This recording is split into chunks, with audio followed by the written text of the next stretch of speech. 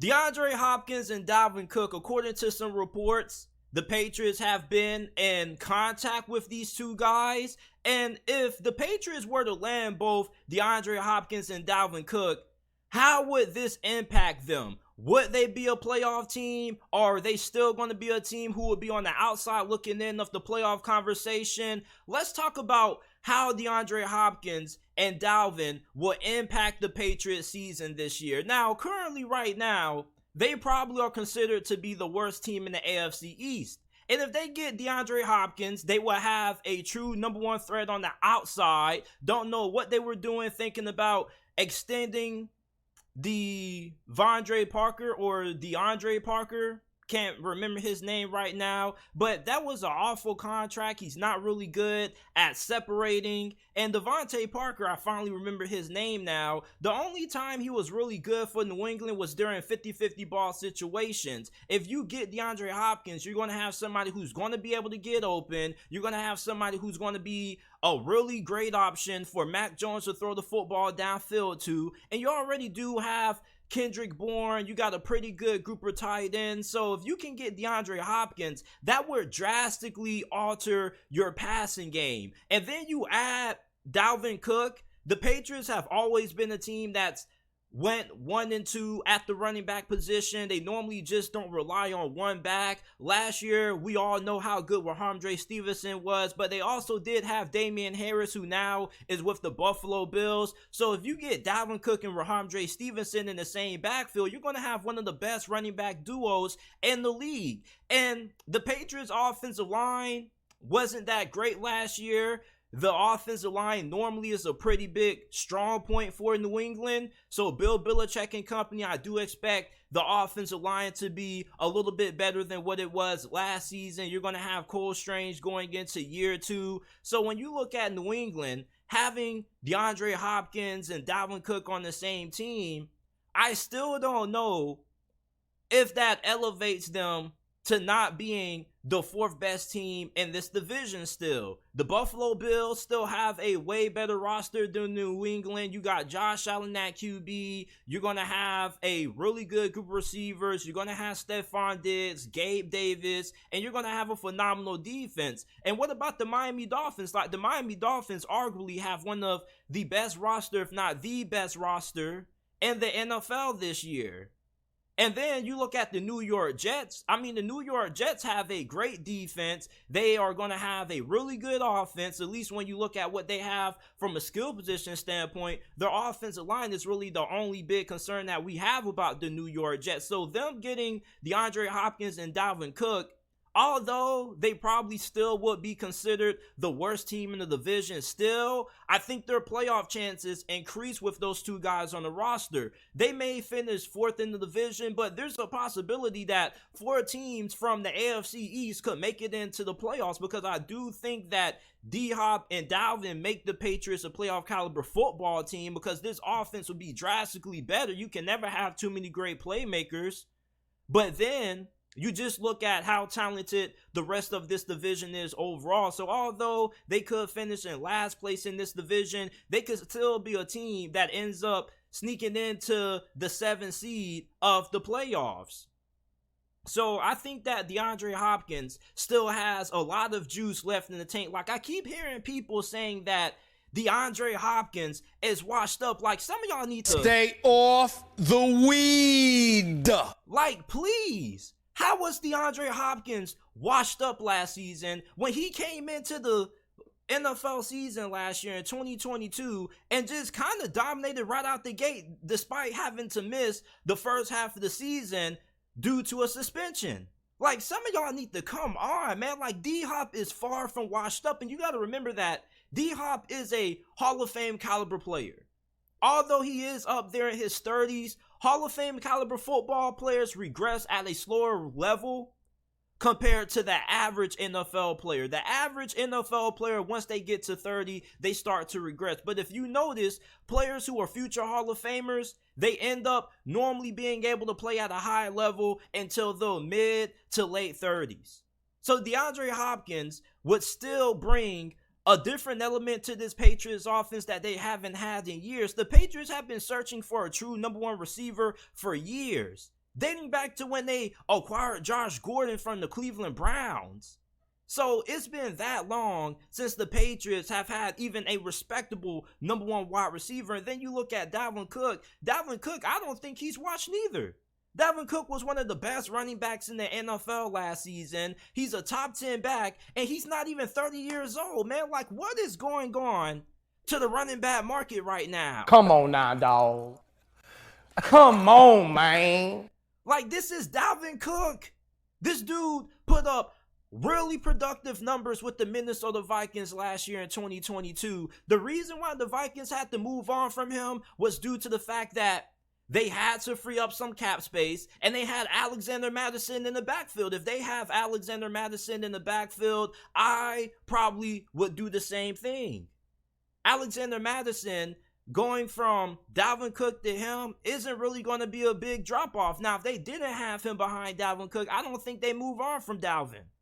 Like, do you know how good you have to be to have faith in a running back and say, you know what, we have a lot of confidence in you. We're going to end up releasing one of the best running backs in the league.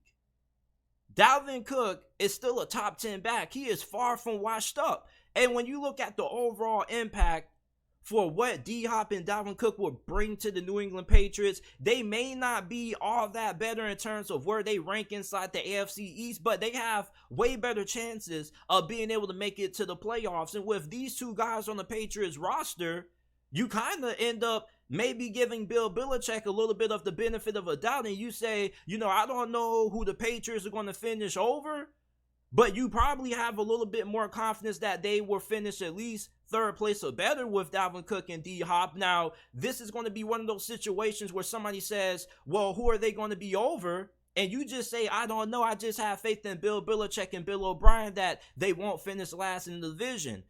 It's not something that you're going to be able to prove on paper, and it's not something that you're going to have a lot of confidence if you were to just make this decision based off what the Patriots are going to look like on paper.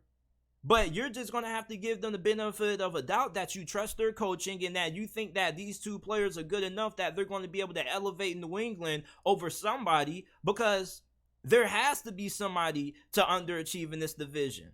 If New England ends up playing well with Dalvin and D-Hop and everybody else, Mac Jones plays well, maybe the Dolphins could end up disappointing because maybe Tua Tagovailoa misses too many games. Maybe the Aaron Rodgers thing doesn't work out, and maybe the Buffalo Bills just completely implode. But the Patriots with Dalvin Cook and D-Hop, they are a better team with them than they are without them.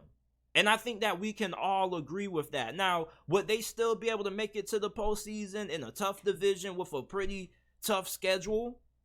I think they could. This could very well be a division that's good enough to have 4 teams in the playoffs. The Buffalo Bills seem to be a team that a lot of people are starting to sour over. You had the Stefon Diggs incident at minicamp. You have the fact that Josh Allen has become extremely reckless with taking care of the football.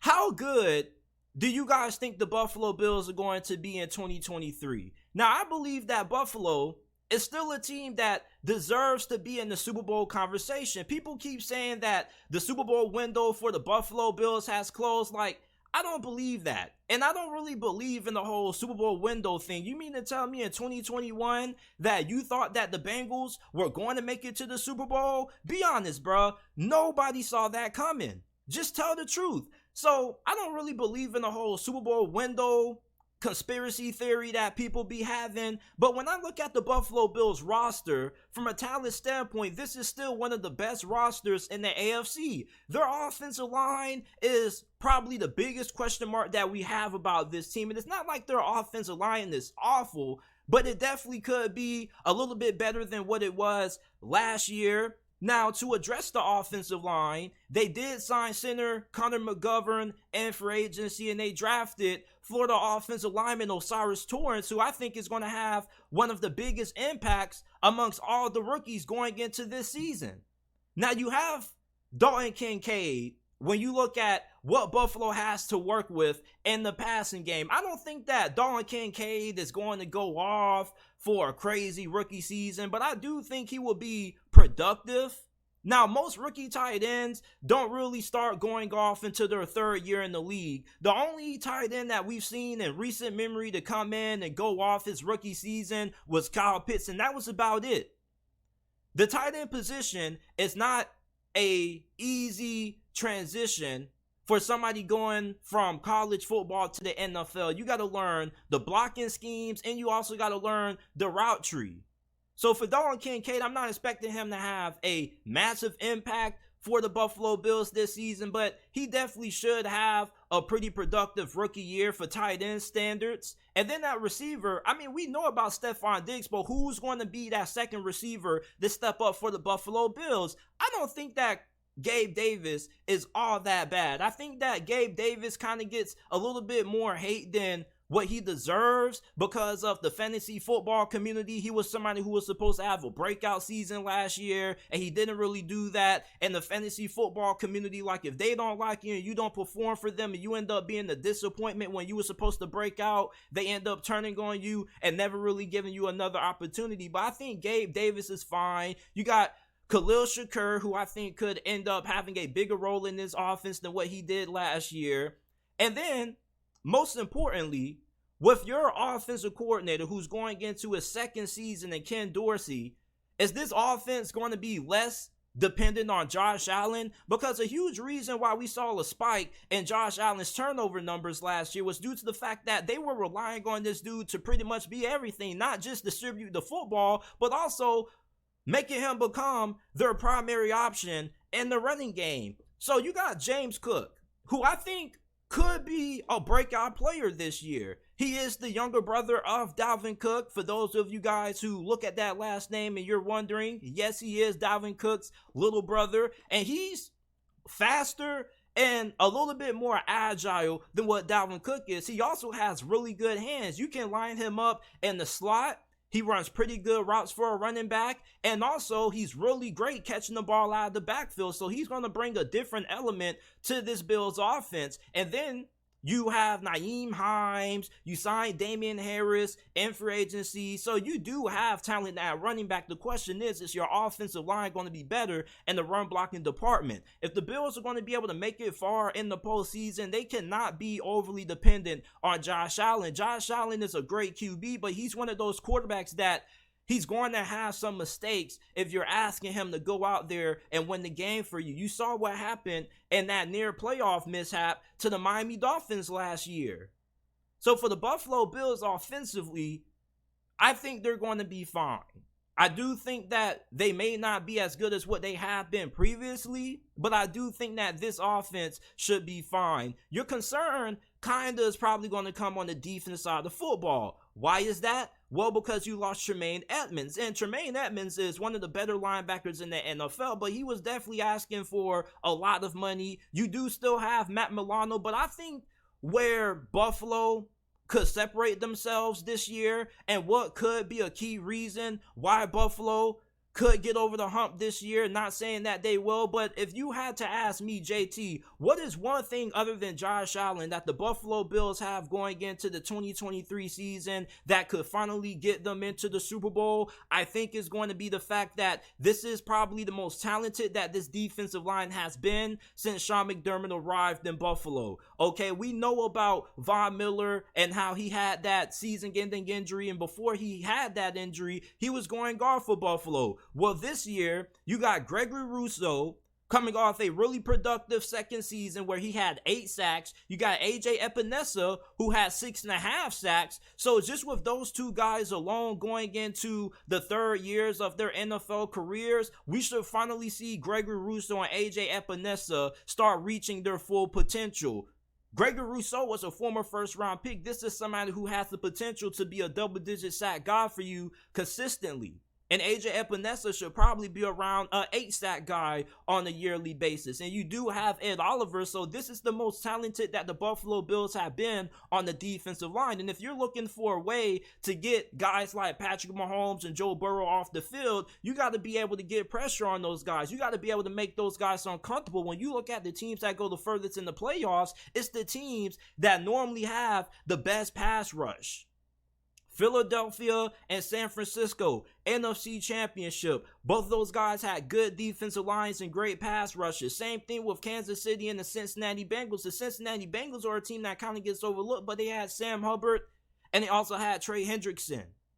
So if you're the Buffalo Bills and you're looking for the formula to finally get into the Super Bowl, you may finally have one of the key missing ingredients that you haven't had in years prior, which is the fact that you're going to have an elite pass rush, and it's not just solely going to be based on Von Miller and how he produces. You got other guys who are going to be more than capable of being able to get pressure on the quarterback. Now, their secondary, we know how good their safety duo is. They have probably the best safety duo in the NFL, and Michael Hyde, and also the fact that you got Jordan Poyer. But what about cornerback? Tre'Davious White is still pretty solid, even though I don't think he is what he used to be. You got Teron Johnson, one of, if not the most underrated slot cornerback in the game. But what about Kaiir Elam? I think Kaiir Elam, he was up and down during his rookie season. And normally you would like your rookie cornerback to end up coming out and playing well early. But Kaiir Elam, he had some stretches where he was pretty good, and he also had some stretches where he wasn't all that great. So you're going to need him to have a big season. And secondly, how is this defense going to respond with Leslie Frazier stepping down and Sean McDermott taking over play calling duties? Being a head coach is already tough as it is. You got to oversee the roster and manage the entire team, and now you're adding another responsibility on your shoulder and calling plays on defense. Now, Sean McDermott has called plays on defense in the past. He is a former defensive coordinator, and he was a really good one at that, but that's just something that you do have to take into account. But when you look at the Bills going into the 2023 NFL season, this is a team that still is most definitely in the Super Bowl conversation. Just because they've had some distractions during the offseason and they did have some key losses doesn't mean that they are a team that still shouldn't be viewed as a favorite to make it out of the AFC. I still think that this is a top 4, top 5 team. Did this division get better? Yes, it did, but the Buffalo Bills didn't get insanely worse. This is just a division that has now caught up to the Buffalo Bills. That's why I say the Bills championship window hasn't closed, but it has become increasingly tougher for the Buffalo Bills, given the fact that the Miami Dolphins have one of the most talented rosters in the NFL. The New England Patriots, I don't think anybody should be sleeping on New England. And the New York Jets, if it ends up working out with Aaron Rodgers and Nathaniel Hackett, they're going to be in that conversation as well, along with the Bills. So the Bills' path to the Super Bowl has gotten tougher, but this team hasn't gotten worse. This is a team that still is capable of being able to make it out of the AFC, and they may just be a tad bit underrated going into this year. If you haven't already, make sure that you guys leave a like, subscribe to the channel. Remember that we go live every day, Monday through Friday at 5 p.m. Eastern Time. Also, make sure that you guys are following me on all of my social media platforms. You can find me on Instagram at JTSports_ and on Twitter at JTSports__. If you have a question that you would like answered on a future episode of the podcast, make sure to submit them in the DMs on my Twitter and Instagram platforms. I read all my DMs. If I don't get back to you, I will be getting back to you soon. So if you have a question that you would like answered on a future episode, make sure to send them in via the DMs on Twitter and Instagram. And make sure that you rate the JT Sports Podcast, man. We are at 69 5-star reviews. We're trying to get to 100 5-star reviews on that thing before the college football and NFL seasons come around. So make sure that you go ahead and listen to the JT Sports Podcast, available on all social media platforms: Apple, Google, Spotify, Amazon, wherever you get your podcast from, you can find the JT Sports Podcast. Let's segue to this. Now, if you are looking at the New York Jets from a non-fan perspective, you're either going to feel one or two ways about them. You either feel that this team is going to be able to make it work with Aaron Rodgers and they're going to be in the Super Bowl conversation, or you lie on the other side of the coin and you think that Aaron Rodgers is washed up and that this New York Jets Aaron Rodgers experiment is going to backfire in a major way. Now, me, when you ask me how good do I feel the New York Jets are going to be this year, I think that this team is going to be good enough to win the Super Bowl. And you may be like, JT, man, like, you tripping? You really think that the New York Jets are going to be able to win the AFC? Like, yes, I do. I think that a lot of people are overlooking one big thing about the New York Jets, and it's the fact that they had a top 3 defense in the NFL last season. Like, come on now, dog. Come on, man.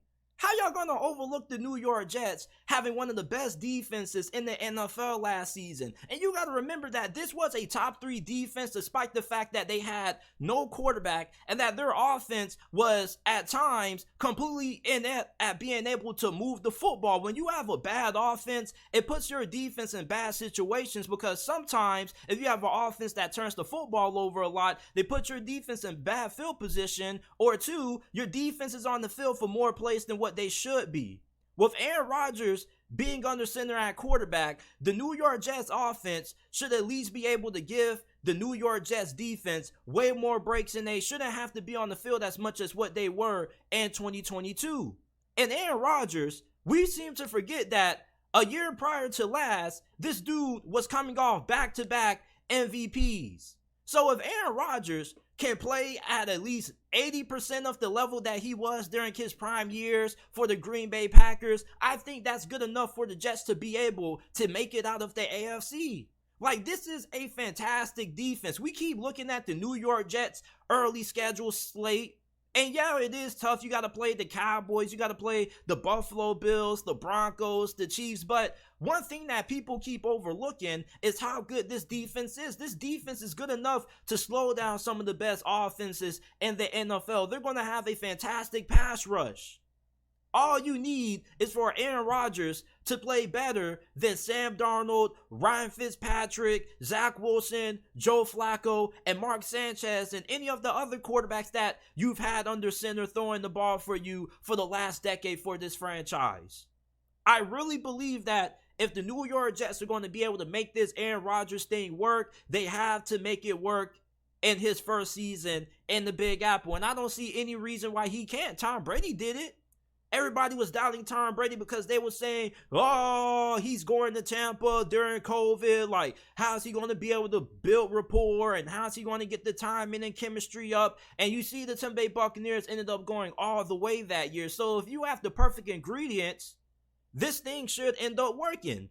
There are concerns that we should have about Nathaniel Hackett, but you got to remember that Nathaniel Hackett and Russell Wilson, a large reason why they didn't work out in Denver was because Russell Wilson just wasn't a good fit in Nathaniel Hackett's scheme. Aaron Rodgers and Nathaniel Hackett already have a lot of familiarity with each other, dating back to their time when they were both in Green Bay. So it's not like Aaron Rodgers is going into a situation where he has to learn a completely new system. Like, there may be some new wrinkles that he's going to have to get up to speed with, but for the most part, he should have a already good grasp on what Nathaniel Hackett is expecting from this offense. And you're probably going to give him the ability to audible out of plays and get the offense into better situations depending on what the defense comes out in. That's just what happens when you have an experienced veteran quarterback like Aaron Rodgers. And when you look at the New York Jets supporting cast, I mean, I was going back and forth with my guy Juice a couple of days ago. He was saying he doesn't know if the New York Jets are all that good at receiver if they have a couple of injuries. Like, the New York Jets are more than fine at receiver. At this moment, they currently have Corey Davis, Denzel Mims. Both of those guys should benefit if they remain on the roster when the season begins from playing with Aaron Rodgers. You got Mecole Hardman in the slot. You got Allen Lazard, who Aaron Rodgers has a lot of familiarity with. And then you got Garrett Wilson, who was the best rookie receiver last season. So there's enough talent for Aaron Rodgers to throw the football to. As a matter of fact, this is the most talented supporting cast that Aaron Rodgers has had in a very long time. You got to remember that the only reliable weapon that he really had for the Green Bay Packers over the last 4 or 5 years was Davante Adams. So now you got multiple receivers. Even if you don't have a receiver that's on the caliber of Davante Adams, you still have multiple receivers that are going to be able to produce, and you have somebody that you're familiar with. Now, the biggest concern about the Jets offense comes when you look at their offensive line. But their offensive line is not that bad. I think this offensive line is being incredibly overlooked. They drafted Joe Tippmann in the second round of this past year's NFL draft out of Wisconsin. Do your research on Joe Tippmann. Joe Tippmann is one of the most athletic centers that I've seen in all my years covering the NFL draft. And I've been keeping up with the draft for around 8 years. This dude can move. And you got to remember that he's coming from Wisconsin. What's the last time Wisconsin had an offensive lineman that wasn't good? Like Wisconsin, one thing about their football program is that they're going to have some really good defensive players and they're going to have some damn good offensive linemen, man. So you got Joe Tippmann at center. If he ends up being really good his rookie season, this offensive line should not be an issue, because when you look at the key to having a good offensive line, it starts at center. And I think that Joe Tippmann potentially could be the best center that the Jets have had since Nick Mangold. You got Lakeland Tomlinson at one of your offensive guard spots, Elijah Vera Tucker at the other. Mekhi Becton is not a bust, it's just that he isn't able to stay on the field, but when he's healthy, he's really solid. So I think that the New York Jets offensive line is perfectly fine. I think that a lot of people are freaking out too much about it because, let's be honest, who really pays attention to the offensive line unless it's bad? I think that the New York Jets are going to be able to make it out of the AFC this year. And if they don't make it out, I think they're going to be up there. I think the 3 biggest threats to Kansas City in the AFC this season are the Ravens, the Bengals, and the New York Jets. This defense is way too good for people to just continue to make this thing all about Aaron Rodgers, man. Like, y'all need to put some more respect on the New York Jets defense and Robert Saleh and what he does on the defensive end of the football, man. Their defense is going to be a large reason why they end up going far, because this offense is going to be able to give you at least 20 points a game, and your defense is going to be good enough to hold most offenses to under 20. That's a winning formula. When you look at this division and you're trying to figure out how Aaron Rodgers stacks up against the young cats such as Tua and Josh Allen, I mean, he may not be up there physically, but that's why you got a great defense that can contain and slow those opposing quarterbacks and offenses down. Some of you guys need to put a little bit more respect on Robert Saleh and this New York Jets defense, man. This just isn't going to be the Aaron Rodgers show in 2023 for the Jets. If they're going to win the Super Bowl, it's going to be because they also get fantastic play out of their defense. But I expect the Jets to be amongst one of the best teams in the AFC this year. My worst case scenario for them is 9-8. My best case scenario for the New York Jets is 13-4. And if I had to give you an overall record prediction, I think they're probably going to be around between 10 to 12 wins. What are the Cleveland Browns' keys to the season? What do the Cleveland Browns need to do, and what players do they need to step up to have a successful season in 2023? Now, let's start off on the defensive end of the football. They need this run defense to improve. The Cleveland Browns were not great stopping the run last year. They were 25th in the NFL in rushing yards per game allowed. And if they're going to have a chance at being able to make it to the playoffs, this run defense is going to have to improve in a major way this year, because you're in a division where you have 3 other teams who are really good at running the football. The Cincinnati Bengals have Joe Mixon. You already know with the Baltimore Ravens, not only are they deep at running back, but they also have Lamar Jackson, who is a different animal when it comes to what he does when he decides to run the football. And then you got the Pittsburgh Steelers. So if the Cleveland Browns are going to have success this year, their run defense needs to improve drastically. Now, you do bring in new defensive coordinator Jim Schwartz, who is pretty well respected amongst the NFL ranks. And you brought in more depth and more talent when it comes to the interior of your defensive line. You signed guys such as Tristan Hill, Maurice Hurst. Now, none of those 2 guys I just mentioned are household names, but they are guys who are going to add more depth to the Cleveland Browns interior defensive line. And plus, these are 2 guys who are pretty solid against the run. And then you pay big money to bring in Dalvin Tomlinson, who is one of the better interior defensive linemen when it comes to defending against the run. And then you trade for Zadarius Smith, and you're going to need Zadarius Smith that have a big impact lining up on the opposite side of Myles Garrett. That's going to be another big key to the Browns having a successful 2023 campaign. You need Zadarius Smith to give you 9 to 10 sacks. He needs to be a opposing force that offenses have to game plan for outside of Myles Garrett. Last year, Jadeveon Clowney was not that good, and the Cleveland Browns didn't really have another consistent pass rusher outside of Myles Garrett. So trading for Zadarius Smith could end up being one of the more underrated moves that we've seen take place during this offseason. And when you look at Zadarius Smith, this is somebody who still is in his prime, although he has hit that 30 landmine mark, because most pass rushers, when they get to 30, they start to decrease in production. But Zadarius Smith is still somebody who's more than capable of being able to give you 8 to 9 sacks on a yearly basis despite being in his 30s. Like, look at what Justin Houston was doing for the Baltimore Ravens. He's like up there in his 30s and he's still producing at a really high level. So if you can get 8 to 10 sacks out of Zadarius Smith, that would be huge for this defense. Now, offensively, right, they need Deshaun Watson to bounce back this year. And this is probably the most important key for the Cleveland Browns this season. If Deshaun Watson doesn't bounce back this year, the Browns are not going to be that good. You're playing in probably the toughest division in the NFL this year. You got 2 quarterbacks who are MVP caliber. Lamar Jackson, who already won one, and Joe Burrow, who is the second best QB behind Patrick Mahomes right now. And both the Ravens and the Cincinnati Bengals are Super Bowl caliber football teams. And the Pittsburgh Steelers, although they aren't on the same level as the Ravens and the Bengals, they're a young team on the rise. So for the Cleveland Browns, if you can't get at least above average QB play out of Deshaun Watson this year, you're going to be in a lot of trouble.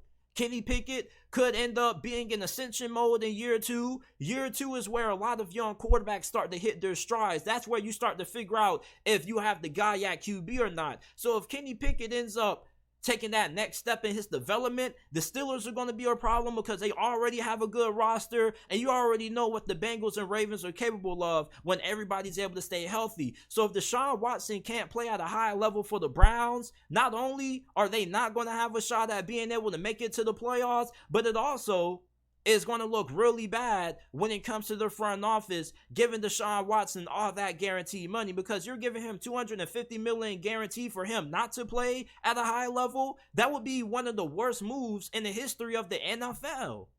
Now, for Deshaun Watson to end up playing well and bouncing back, you're going to need consistency out of your wide receivers, not named Amari Cooper. We know what Amari Cooper does. He's one of the best route runners in the league. He's a really good receiver. But who's going to end up stepping up behind him? Okay, you traded for Elijah Moore, who's been getting a lot of great reviews so far, coming from his OTAs and minicamp sessions with the Browns. You got Donovan Peoples-Jones, who is a young receiver that has a lot of potential and upside. You got Cedric Tillman, who I felt was the most underrated wide receiver coming out of this past year's draft from Tennessee. So you do have talent at wide receiver behind Amari Cooper. It's just about who's going to end up stepping up and producing at a consistent level for you there. And lastly, I think that Jerome Ford is going to have a breakout season. Jerome Ford was a late round steal in last year's draft by the Cleveland Browns out of Cincinnati. I thought that he was a top 3 running back coming out of that draft class. He's great after contact, has fantastic vision. I don't think the Cleveland Browns are losing anything getting rid of Kareem Hunt. Like, them drafting Jerome Ford and moving on from Kareem Hunt after last season, I felt was always the plan for them. I don't think they need to bring in another running back like some people are suggesting. Like, Jerome Ford is going to be a beast behind Nick Chubb. So these are my keys to success, what the Cleveland Browns need to do to have a successful season. Let me know if there are some things that you think I should have added on here. What do you feel the Browns need to do to have success during the 2023 NFL season? Let me know down in the comment section down below. USC, is this team good enough to make it to the college football playoffs this year? Now, last year, they were fantastic in year 1 under Lincoln Riley. And I was really surprised when Lincoln Riley left Oklahoma for USC. And I don't blame him for leaving. It's just that at that time, you weren't really seeing a lot of big-name coaches leaving big-name programs for other big-name programs. But you can't blame Lincoln Riley, and the move paid off because USC had a lot of success during the 2022 college football season. Now, they came up short of making it to the college football playoffs because they lost to Utah in the Pac-12 championship. And a large reason why USC was unable to make it to the playoffs last year was due to the fact that they had no defense at all. Damn!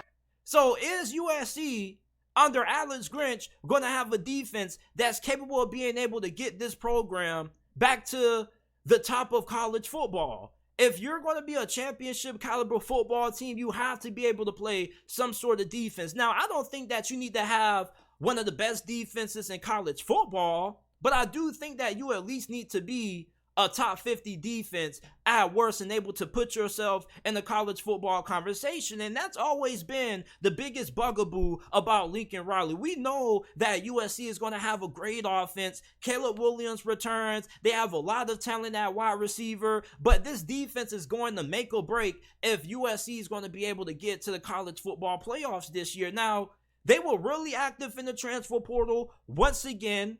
And some key transfers that I think they picked up was Bear Alexander, transfer from the University of Georgia. He plays defensive tackle. This dude has incredible size. He's a really good athlete. You also got defensive end Anthony Lucas, who was the 6th ranked defensive end in the transfer portal. He comes from Texas A&M. This dude is an incredible athlete himself. He's like 295 pounds. He's really freakish. So USC picks him up. And then you get linebacker out of Oklahoma State, Mason Cobb. This was somebody who was really productive for the Cowboys last season. 51 tackles, 2 sacks, and he had a forced fumble and an interception.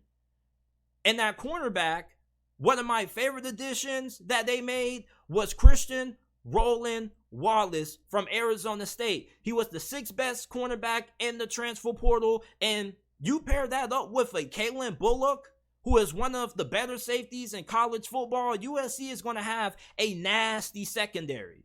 And I think that's the most important thing for USC being able to win the Pac-12, because the Pac-12 is where the majority of college football's best quarterbacks reside. You got Bo Nix and Michael Penix, and you're also going to have to worry about Cam Ward, Shedeur Sanders, and Cam Rising. So when you're going against some of the best quarterbacks in college football, you're going to need a secondary that cannot give up big plays. And for USC, unless this defense was able to get a key turnover, they weren't getting too many stops. Now, they returned 78% of their production from the defense side of football this year. And offensively, this should still be one of the best offenses in the nation. Caleb Williams is the favorite to win the Heisman Trophy. He already won it last year. He very well could go back-to-back.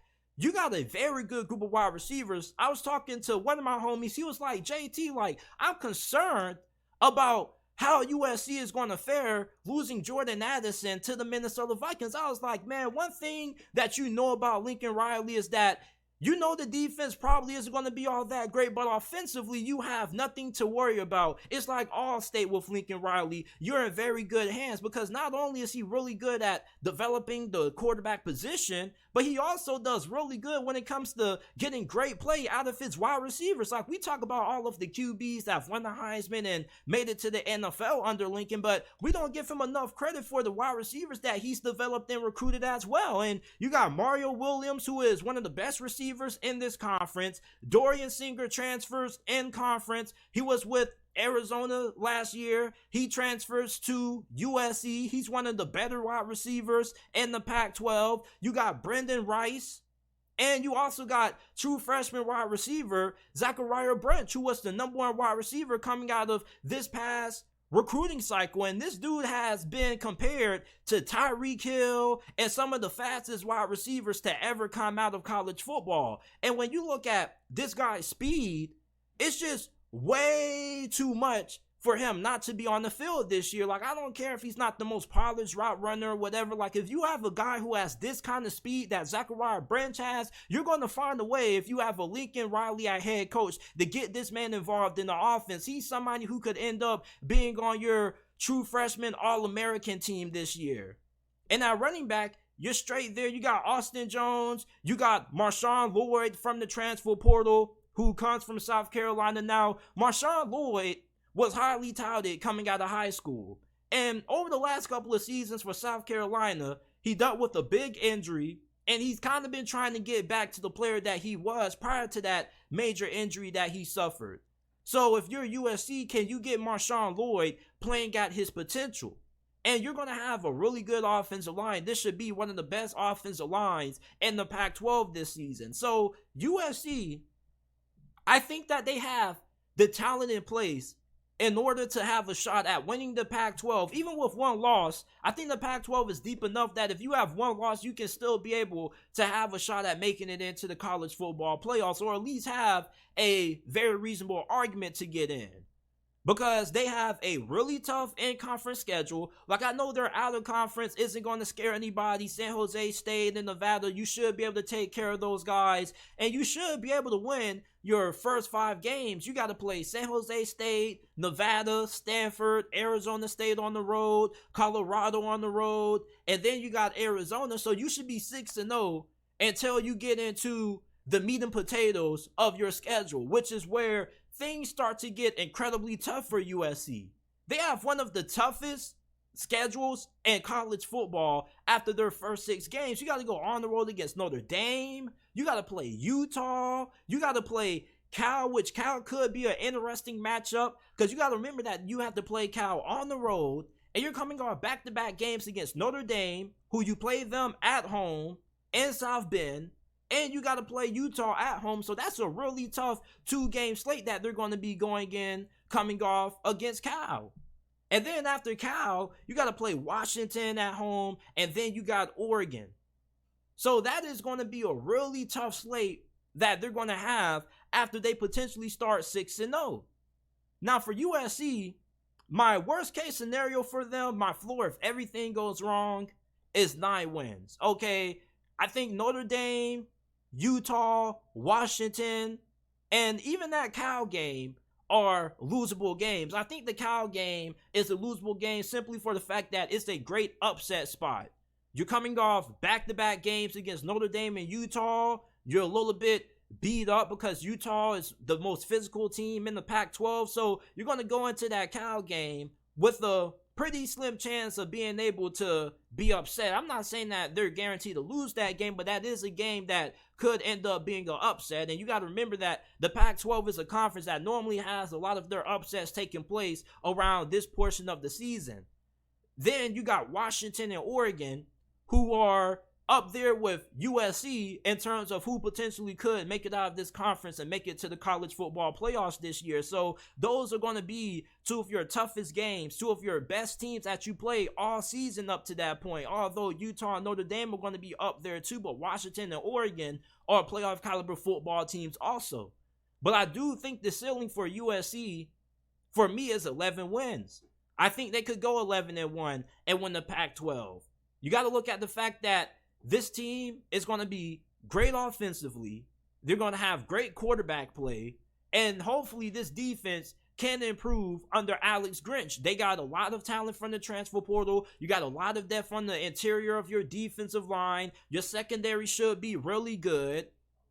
So for USC, if this defense can at least be in the top 50 or better, they have a great chance of being able to make it to the college football playoffs. So let me know how you guys are feeling about USC football going into the 2023 season.